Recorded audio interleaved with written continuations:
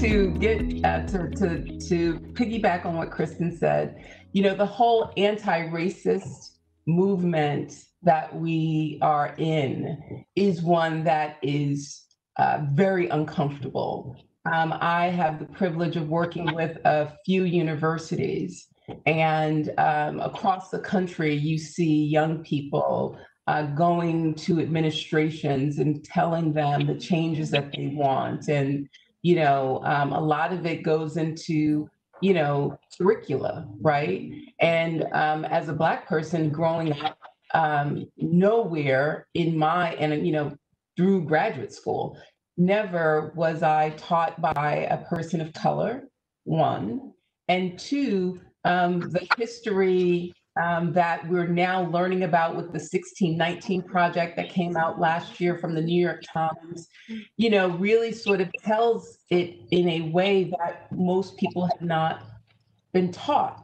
And so as we're going through these discussions, you're dealing with, things and truths that people had for which they're now being challenged. And you have those that are open, you have those that are very defensive and they want to push back on it.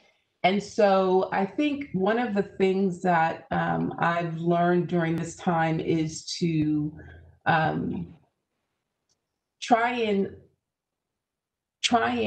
recognize that it is through candid conversations, small group discussions, for which you can create that sort of safe space where friends who know each other and respect each other can have these sort of uncomfortable conversations where there is the learning that can happen.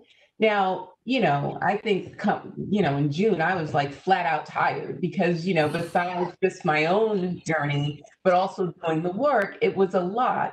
But I felt it was like an obligation that I had to try and advance the conversations that were needed because, this window of opportunity is going to close at some point. And so we have to lean in and try and ensure that there's understanding, because I don't know that most people, kind of wake up and say, I am going to, treat someone badly, or I'm going to try and make someone feel as though they're not included.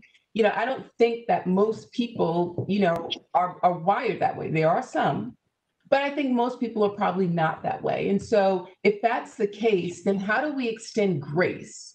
How do we extend grace to people who ask the question, not quite sure how to say it? And many times managers don't want to touch this because they don't want to say that wrong thing that gets them canceled. We're in this whole cancel culture right now. And so people want to know, but they don't exactly know how to approach it. And so if we can find ways to have these conversations, I think it does us all good, and they're very much needed.